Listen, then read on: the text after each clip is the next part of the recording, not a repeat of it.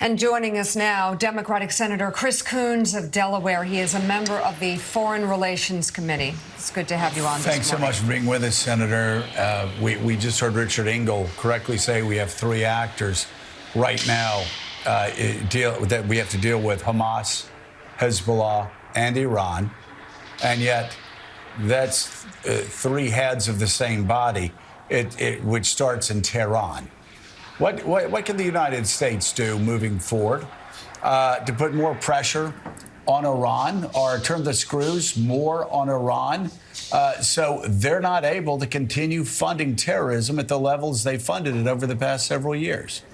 Well, Joe and Mika, it's great to be on with you. And I'm encouraged that President Biden is making this risky but important trip to show solidarity with Israel, to meet with the King of Jordan and the leader of Egypt, and to engage with the region.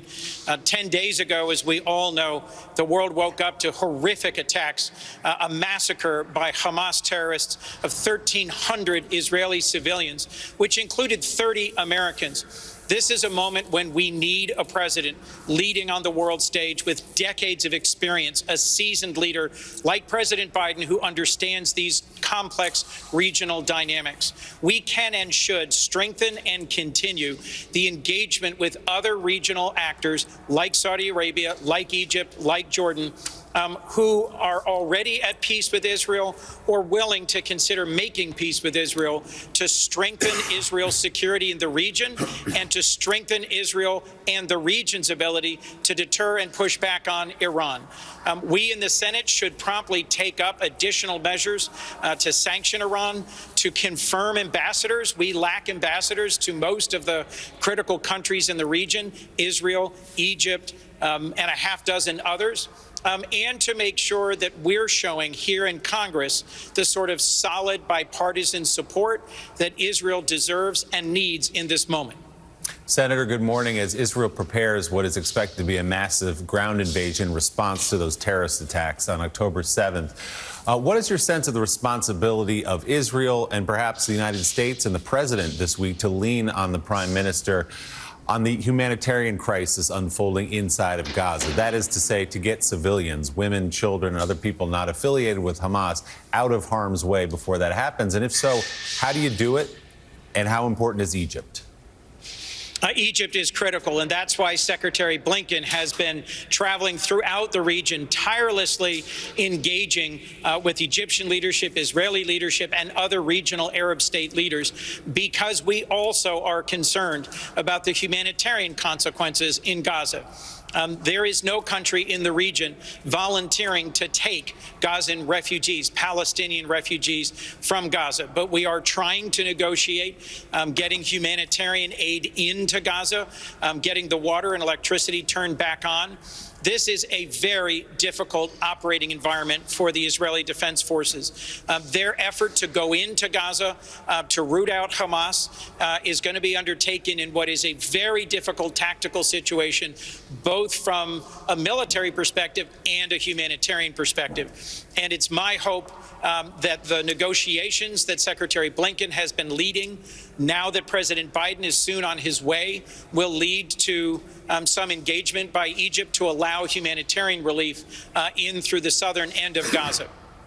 Senator, once you separate, and it's hard to separate it, the most vicious terrorist attack upon Israel that killed more Jews in a single day, perhaps, than any event since the Holocaust. Once you separate that from what's going on in Gaza, you see a parade of misery in Gaza. Yes. My question to you is, Gaza is surrounded. The president is going to go see the King of Jordan, I guess, in a couple of days. So you've got countries like Jordan, you've got Egypt, you've got Saudi Arabia, you've got the United Arab Emirates, you've got Bahrain, and on and on and on in the Arab world, and they will not take the Palestinians. Those countries will not accept any Palestinians.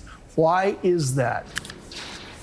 Well, this is part of the ongoing challenge of the region, that the Palestinians and their plight, their cause, has largely been left to the side.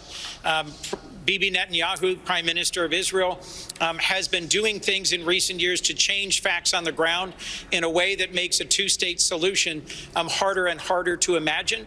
And this brutal terrorist attack by Hamas, frankly, focuses the mind of all in Israel on why they would ever consider negotiating with someone like Hamas. So Israelis who withdrew from Gaza, I'll remind you, they had full control of Gaza and withdrew from Gaza in 2005, pulled out the settlers, handed back Gaza to Palestinian control. Israelis look at the situation in the West Bank and in Gaza and say, who are we supposed to negotiate with? The region, the Arab states in the region, express their sympathy, their support, but have not provided the funding or the development assistance to turn Gaza or the West Bank into livable, sustainable places. We are going to have to lead in this moment. American presidents now for more than a decade have been trying to pivot to Asia. We keep getting pulled back into the Middle East.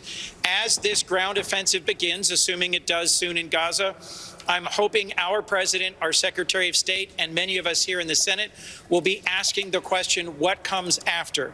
It is completely understandable that Israel is seeking vengeance for this brutal terrorist attack on their civilians.